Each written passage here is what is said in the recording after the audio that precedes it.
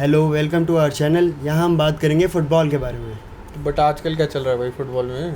आजकल तो बहुत कुछ चल रहा है, तुम्हें किसके बारे में बात करनी है? चलो करते हैं बकचोदी, आ जाओ।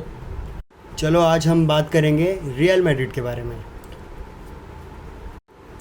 मैड्रिड का नए सीज़न जानने से पहले हम ये देखते हैं कि पिछला ट्रांसफ़र कैसा गया। ट्रांसफ़र सबको पता है कैसा गया है। जैसे मैड्रिड जिस चीज़ के लिए जानी जाती थी, अपने ट्रांसफ़र्स के लिए, ट्रांसफ़र विंडो के लिए, इस सीज़न का ट्रांसफ़र विंडो इतना बुरा गया है कि मतलब फैंस सब बहुत दुखी हैं। और क्यों है वो दुखी, बता।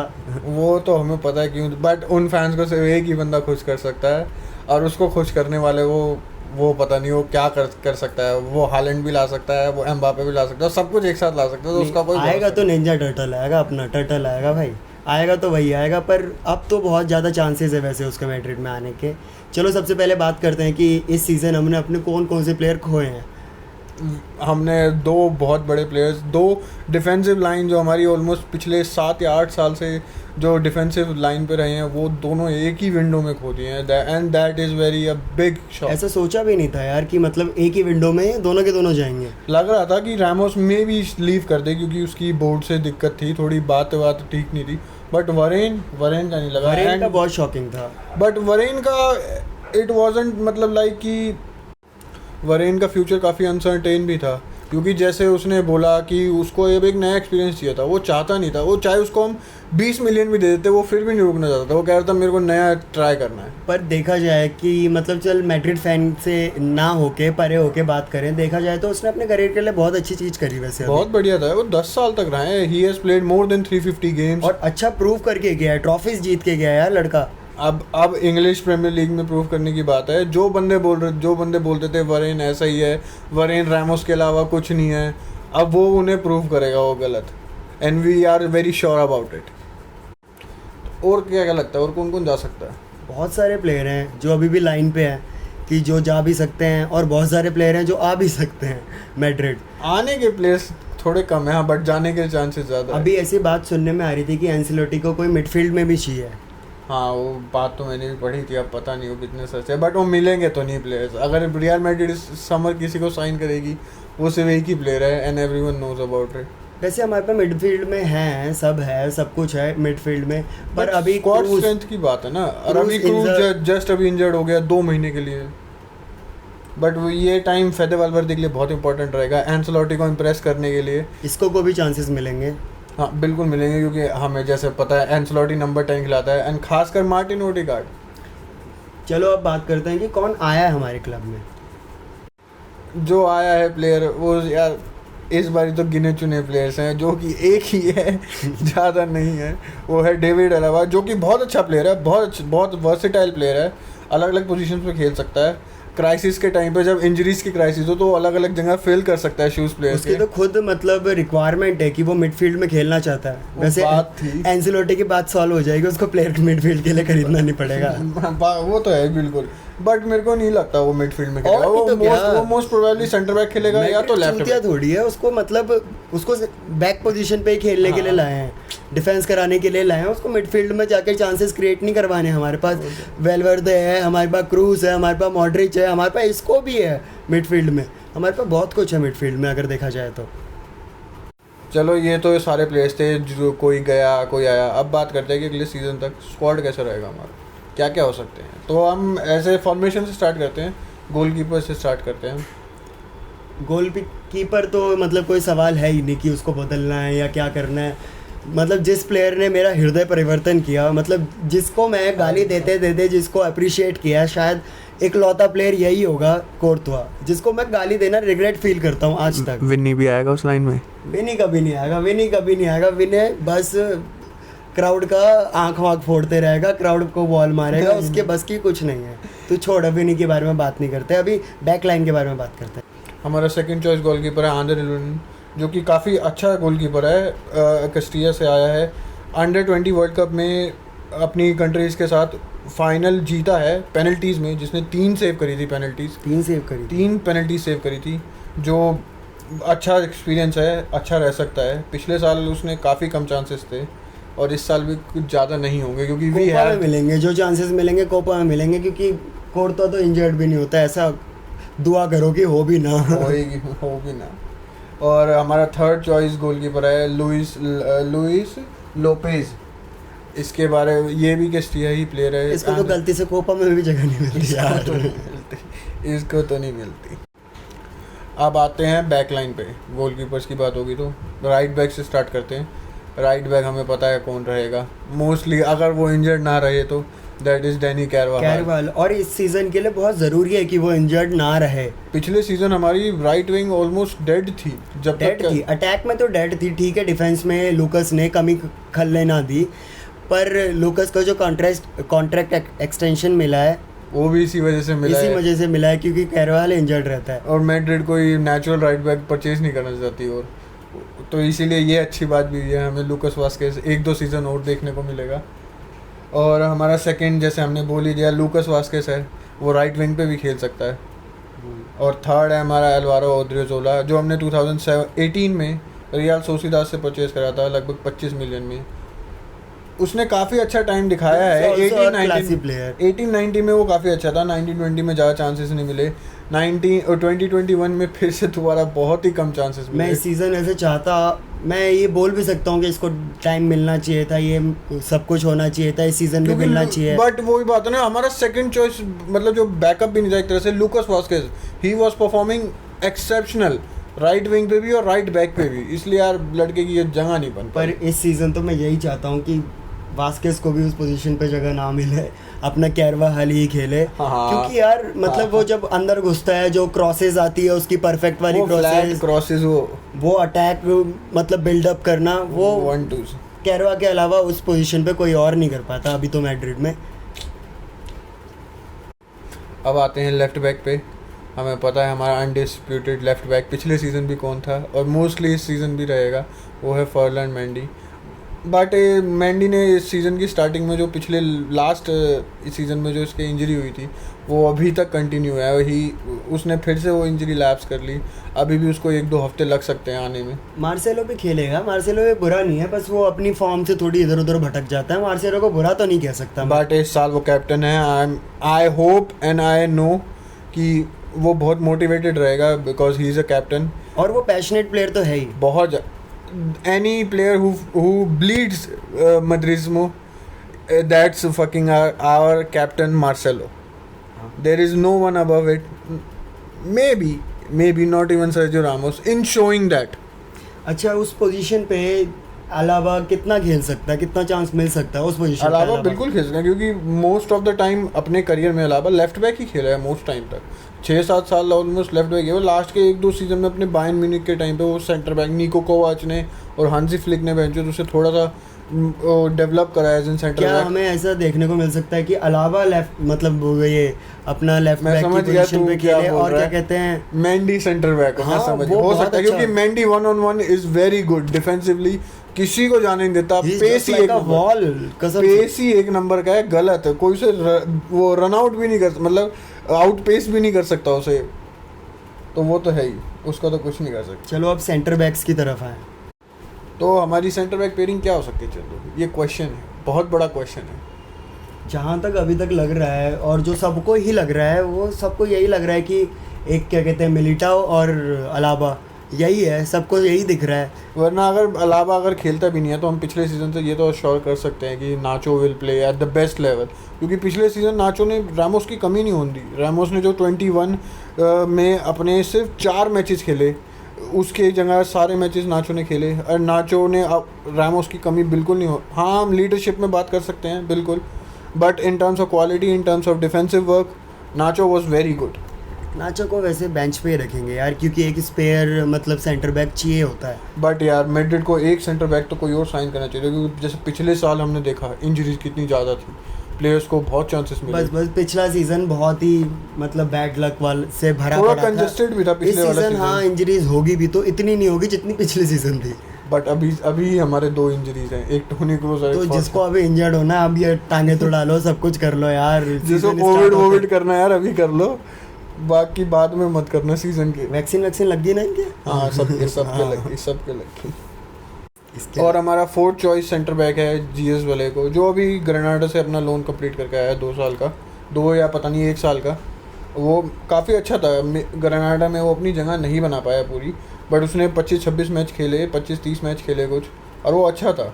और बंदे मेरे को ये समझ में नहीं आ रहा, रैमोस का गुस्सा पता नहीं वलेहो पे क्यों निकाल रहे हैं, कि मतलब यूँ बोल रहे हैं कि मैड्रिड ने रैमोस को निकाला है और ये जीसस को लेके आए हैं। यार वो वाली बात रही ना कि रैमोस गया, सर्जियो रैमोस गया। बिल्कुल मैं समझता हूँ, बट इसका नफरत उस बंदे से क्यों निकालनी जो था भी नहीं यहाँ पे पिछले सीजन। अब यार अब वो बोल सकते हैं कि अगर वैन डाइक भी आ जाता तब भी वो गालियां ही खाता, अगर रैमोस की जगह आ जाता तो वो तो क्राउड गाली देगा ही देगा। मतलब रैमोस गया यार, सर्जियो रैमोस अब मैड्रिड से नहीं खेलेगा। बट दूसरे प्लेयर को नहीं गाली देनी चाहिए। तो यहाँ बैकलाइन खत्म होती है, हम मिडफील्डर्स की बात करते हैं। मिडफील्डर्स तो हमारी 3 time UCL winning, 3 time consecutive UCL winning वही मिडफील्ड रहेगी मोस्ट प्रोबेबली। आई होप कि वालवर्दे इस मिडफील्ड को तोड़ सके, इस मिडफील्ड में अपनी जगह बना सके, या तो पर कुछ कह नहीं सकते, क्या कहते हैं, अब मिडफील्ड वो कुछ और भी खिला सकता है। एंसेलोटी जैसे कि हमें पता है कि वो कैम खिलाना प्रेफर करता है, तो वो कहाँ खिलाएगा? वो डबल पिवट वाली होगी, या तो फिर 4 मिडफील्डर होंगे, या तो नॉर्मली एक तो थीम जो नहीं, एक नंबर 10। अब वो ही उस पर डिपेंड करता है एंसेलोटी पे कि वो कैसा खिलाना चाहे। हमारे पास लूका मॉड्रिच है, who has been exceptional after 19-20 season. We have Toni Kroos, मेरे को उसके बारे में बोलने की कोई ज़्यादा ज़रूरत भी नहीं हो। The most consistent player of Madrid, पिछले सीज़न भी, उससे पिछले सीज़न भी, मैं किसी भी सीज़न ठाल लूँ तो हमें ज़्यादा बात करने की ज़रूरत नहीं है। जब तक शुरुआत में क्रूज इंजर्ड है तब तक तो वेलवर्दे को बहुत चांस मिलेगा। और वालवर्दे अपनी जगह बना सकता है, वालवर्दे के पास बहुत बढ़िया चांस है इस टाइम पे तो। और हमारा जो लास्ट होल्डिंग मिडफील्डर है हमारा CDM है, Casemiro, the tank, the Brazilian tank, उसके बारे में तो क्या कहें। The Messi killer Messi got killed almost many times. और हमारे पास है ईस्को का तो लगता नहीं कि ये सीजन, इसको से कुछ मतलब उम्मीद है इस सीजन। मेरे को तो बिल्कुल नहीं, मेरे को थोड़ी सी है यार, ऐसे नहीं बोल सकते यार, थोड़ी सी है यार। ऐसे प्लेयर ना मतलब सुपर सब होते हैं ना, मतलब वो वाले काम कर सकते हैं भाई। पिछले सीजन वैसे भी नहीं चला इसको इतना बुरा। इस सीजन लौंडा डेडिकेटेड लग रहा है, थोड़ी वेट लूज किया है, हेयर कट लिया है, सब कुछ ना है। ये जो फेसबुक पोस्ट पढ़ के बकचोदियां ना करा करो, हेयर कट कराने से कोई बेंचो अच्छा नहीं हो जाता यार। तुमने रोनाल्डो की परफॉर्मेंस भूल गए क्या? वो लुक चेंज करके आता था, मैगी हेयर से लेके आता था। रोनाल्डो और इसको में कोई फर्क नहीं है क्या? अच्छा ठीक है, आगे बढ़ते हैं। हमारे पास दूसरा नंबर 10 प्लेयर है जो राइट विंगर भी खेल सकता है, नंबर 10 भी खेल सकता है, वो है मार्टिन ओडेगार्ड। उसकी अभी काफ़ी जाने की बातें आ रही थी कि वो खुश नहीं है वो, बट अभी उसने तकरीबन 1 हफ्ता पहले अपना इंटरव्यू दिया है। उसने कहा कि मैं शॉक्ड था कि ये कौन रूमर्स फैला रहा है मेरे बारे में। कह रहा मैं खुश हूँ, मैं रहना चाहता हूँ, मैं एंसेलोटी को प्रूफ करना चाहता हूँ। अच्छा प्लेयर है, इसको भी टाइम मिलना चाहिए वैसे। 19-20 सीजन में यार Martin Odegaard was one of the best players in La Liga playing. जब सोसिएदाद के लिए खेल रहा था वो एक सीज़न, वो बहुत अच्छा था। अगर उसके अराउंड टीम बिल्ड हो या उसके he was a main part of the team, वो काफ़ी अच्छा कर सकता है। यही तो, मैड्रिड ना छोटी टीम नहीं है ना, रियल सोसिएदाद जगह बनाना कम है, जगह बनाना वही वाली बात है कि तुम्हारे अराउंड, यहाँ तो बड़े बड़े प्लेयरों के अराउंड टीम नहीं बनती यार। तो उसको तो कुछ नहीं कह सकते। और हमारे पास 2 कैस्टिया प्लेयर्स हैं जिन्होंने पिछले सीज़न बहुत अच्छा खेले और बहुत बढ़िया प्रूव करा। जिदान का ट्रस्ट इन्होंने पूरा निभाया। वो पहला है एंटोनियो ब्लांको, जो कि कैस्टिया से तकरीबन 16 से खेल रहा है, 15 से खेल रहा है शायद से, और वो अंडर 16, अंडर 17, अंडर 18 सबका पार्ट रह चुका है। And Sergio Arribas is one of the highest rated players in Castilla of all time, so he is a very good prospect. Ancelotti को यूज़ करना चाहिए एरिबास अच्छा है, मैंने उसकी वीडियोस देखी है, अच्छा है काफ़ी। उसका फुटवर्क, उसके शॉट्स, मैंने अभी जस्ट थोड़े टाइम पहले देखा था, उसने एक हाफ लाइन से गोल मारा था कैस्टिया के साथ जब वो खेल रहा था, हाफ लाइन से। So he is a very good player, very good player indeed. और अब हम आते हैं फॉरवर्ड्स पे। पहला तो हमारे हाजी बाऊ, द लॉर्ड। उनको कौन चेंज कर पा रहा है? उनके बारे में हम ज़्यादा बोलना नहीं चाहते क्योंकि हमारे पास वर्ड्स नहीं है उनके बारे में बोलने। हाँ, लेकिन मैं एक बात बोलना चाहूँगा, जस्ट अभी भी करीम बेंजेमा ने कॉन्ट्रैक्ट एक्सटेंड करा है टिल 2023, और उसने ये बोला है कि मैड्रिड ने 24 तक भी ऑफ़र करा था उसे, बट उसने मैड्रिड बोर्ड को बोला कि मतलब मैं अभी साइन नहीं करना चाहता, अगर मैं फ्यूचर में जाके मेरा लेवल डिक्लाइन नहीं हुआ या मैं ज़्यादा बुरा नहीं खेलने लग गया तो मैं बिल्कुल एक्सटेंड कर लूँगा, बट अभी नहीं करना चाहता। वो एक फ्यूचर के लिए बर्डन नहीं बनना चाहता। He is a pure legend. He bleeds madridismo more than any player. उसके एक्शंस सब कुछ बताते हैं। वो ज़्यादा बोलने वाला प्लेयर नहीं है, हमें पता है, ज़्यादा इंसान वैसा नहीं है वो कि ज़्यादा बोले, अपने आप को शो करे ज़्यादा। और दूसरे प्लेयर पे आते हैं, अब विंगर्स पे आते हैं अपना। अब हमारे पास 2 प्लेयर्स हैं जो हॉस्पिटल एफसीज में जाते हैं। हाँ उनको हम देखते हैं, उनका क्या हो सकता है। बेल भाई very less expectations, very less expectations. नहीं, ऐसे नहीं बोल सकते, क्या बात कर रहे हैं। नहीं यार, वेरी लेस। उसका टॉटनहैम का सीजन देखा था, बिल्कुल अच्छा गया था, बिल्कुल अच्छा गया था। मैं मानता हूँ उसका मिनट्स टू गोल रेशियो काफी अच्छा था। हमारे पास इस सीजन है कौन? हम बेल को अगर मतलब बेल से उम्मीद ही नहीं लगाए तो किससे लगाएं? हैजार्ड से लगाएगा? हैजार्ड भी सेम कैटेगरी में आता है। हैजार्ड से भी है उम्मीदें, बहुत ज़्यादा है, हैजार्ड से भी है, पर इस सीजन बेल को तो मतलब कुछ करना पड़ेगा। फिनिशिंग के मामले में तो बेल अगर मतलब चाहते हो कि मैड्रिड का सीजन अच्छा जाए तो बेल को भी अच्छे परफॉर्म करने की बहुत ज़रूरत है, क्योंकि अगर बेल नहीं है खेलेगा उधर तो कौन खेलेगा? असेंसियो या मे बी रॉड्रिगो या लूकास वास्केस। तो वही है ना, एक परमानेंट तो चाहिए ना, कि एक मतलब स्टार्टिंग लाइनअप में जैसे कि बेल आ रहा है और उसके बाद चलो तुम 60-65 में। और पेपर पे तो ये फ्रंट 3 तो किसी की भी मार सकता है बिल्कुल, बट अब ये फ्रंट 3 थोड़ा इन रियलिटी में थोड़ा वीक है। ईडन हैजार्ड, करीम बेंजेमा और गैरेथ बेल का बहुत अच्छा होता है। हैजार्ड पे आते हैं, और हैजार्ड की अभी मैंने बहुत तारीफ सुन रहा हूँ मैं कैंप में कि बंदे बहुत खुश हैं उसकी फिटनेस से, कि वो भी काफ़ी बढ़िया फिट हो गया है। और इंजरी छोड़े उसने क्या? छोड़ दिया उसने, सब कुकीज़ सब खाना छोड़ दिया। उसने कहा है कि मैंने सच में रियल मैड्रिड के लिए साइन करा, तो मैं एफर्ट दिखाऊँ अपना थोड़ा बहुत। बट यार उसकी स्टेटमेंट तो ऐसी होती है कि जिम में मेरे को बोरिंग काम नहीं करना भाई। अब ये उसकी पर्सनैलिटी है, we should not go deeper in that. वो हमें पहले से पता था कि ईडन हैजार्ड ऐसा ही है। क्या मतलब इस सीजन उसमें डेडिकेशन देखने को मिल सकती है जो पिछले हमें सीजन्स में नहीं देखने को? बिल्कुल, और ये डेडिकेशन हमें ज़्यादातर इस वजह से मिलेगी क्योंकि अगर वो उसने परफॉर्म नहीं करा then he will be sold out, और ऐसा कुछ हो सकता है, बिल्कुल हो सकता है। इस वजह से मे भी उसके मतलब उसके पास ना उसके करियर बचाने के लिए ये सीजन है बिल्कुल, क्योंकि अगले सीजन मैड्रिड जैसे अगर उसे बेचना भी चाहे तो कौन खरीदेगा? अगर उसकी परफॉर्मेंस जो पहले 2 सीजन जैसी थी अगर इस सीजन भी वैसी ही रही तो उसे कोई खरीदना नहीं चाहेगा। और हम भी भाई इतनी बड़ी सैलरी वाला प्लेयर नहीं, 31 मिलियन जिसकी सैलरी है ग्रॉस, उसको हम नहीं रख सकते। और अगर हैजार्ड फिट रहा तो भाई उसके लिए हमें एक सब्स्टिट्यूट, एक बैकअप प्लेयर तो चाहिए, that is Vinicius Junior, Vinicius Nardino and something like that. अरे ये मरवा देगा मेरे को, कभी कसम से हार्ट अटैक आ जाएगी इसका गेम प्ले देख के मेरे को, कसम से। तो उसका नाम मत लिया कर यार, मतलब जाता है माचोद देगा एंड में जाके क्या हो जाता है पता नहीं, क्या हो जाता है, लड़की दिख जाती है, क्या हो जाता है, मतलब वो थोड़ा सा वो है, टेंस हो जाता है यार वो। मैं ज़्यादा मतलब गाली नहीं देना चाहता इसे, अपने टीम का ही प्लेयर है यार, मतलब पर यार ठीक है, उम्मीद मैं बोल सकता हूँ कि इससे उम्मीद है इस सीजन में। बिल्कुल है क्योंकि विनीशियस काफ़ी बढ़िया रहा है। पिछले सीजन का जो उसका गोल स्कोरिंग नंबर था वो अभी तक रियल मैड्रिड के करियर में सबसे अच्छा था, तो हम मान सकते हैं प्रोग्रेस हो रही है। रॉड्रिगो पे आते हैं। रॉड्रिगो ज़्यादा चांसेस, अगर इसे विन्नी जितने चांसेस मिले होते तो ये काफ़ी कुछ प्रूव कर सकता था। इसके स्टैट्स कुछ और ही होते। पिछले सीजन एक इंजरी भी हुई थी, 1-2 महीने के लिए बाहर था, बट फिर भी चांसेस जितने विन्नी को मिले उतने रॉड्रिगो को नहीं मिल पाए। और रॉड्रिगो को जितने चांसेस मिले ही performed in terms of also goals. Vinicius की अभी तक एक हैट्रिक नहीं है, रॉड्रिगो ने मार रखी है चैंपियंस लीग में हैट्रिक। वो तो हमें पता ही है, उसके 1920 सीजन में, वो तो हमें पता ही है। और हमारे पास और विंगर्स हैं, असेंसियो है हमारे पास। असेंसियो अभी बहुत बढ़िया रहा है, हमें ओलंपिक्स में देखा, उसने अपनी टीम को फाइनल में पहुंचाया। क्या फिनिश थी वैसे, क्या फिनिश थी। हम कह सकते हैं थोड़ा थोड़ा old Asensio was back, is back, और उससे भी होप रहेगी बिल्कुल, क्योंकि पिछला सीजन उसकी एक्सपेक्टेशंस के मुकाबले ज़्यादा अच्छा नहीं था जितनी हमें 16-17 या 17-18 वाले मार्को असेंसियो से थी। अभी तो वैसे कुछ कह भी नहीं सकते कि एंसेलोटी क्या फॉर्मेशन खिलाए। ऐसा भी हो सकता है कि हैजार्ड को मिडफील्ड में लेके आए। हाँ, नंबर 10 भी खेल सकता है हैजार्ड, एज इन कैम खेल सकता है, क्योंकि वी ऑल नो कि एंसेलोटी को नंबर 10 चाहिए ही होता है। बिल्कुल वो तो हमें पता है। और अब हम करीम सेंटर फॉरवर्ड के उस पर आ जाते हैं, सब्स्टिट्यूट्स पे।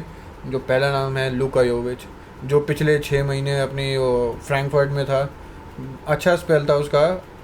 टीम में जगह नहीं बना पाया क्योंकि 6 महीना छोटा टाइम होता है एक टीम में जगह बनाने को, but he was good. He scored on his debut a brace which was good. अभी योविच ने अगर इस सीज़न परफॉर्म नहीं किया तो बस अब किसी बड़े क्लब के लिए कभी साइन नहीं कर पाएगा। ये शर्त लगा ले तू, अगर इस सीज़न उसने परफॉर्म नहीं किया तो ये उसका डाउनफॉल हो जाएगा। मुश्किल होगा। और हमारे पास दो प्लेयर्स और हैं, एक तो अकेडमी प्लेयर है हमारे पास ह्यूगो डूरो, काफ़ी अच्छा प्लेयर है, पिछले सीज़न 1-2 चांसेस भी मिले थे और कुछ ज़्यादा हमने देखा नहीं कभी से, तो हम ज़्यादा बोल नहीं सकते। और दूसरा है the future of real Madrid, वो है ताकेफुसी कुबो, जो अभी जापान के साथ ओलंपिक्स खेल रहा था।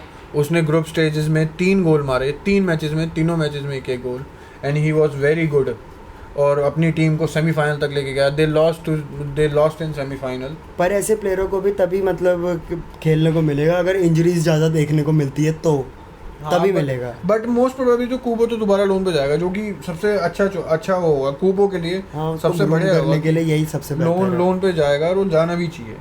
तो चंदू, अब ये स्क्वाड देखने के बाद, हमारा कोच देखने के बाद, हमारी प्रिपरेशंस देखने के बाद, क्या एक्सपेक्टेशंस है इस सीज़न से?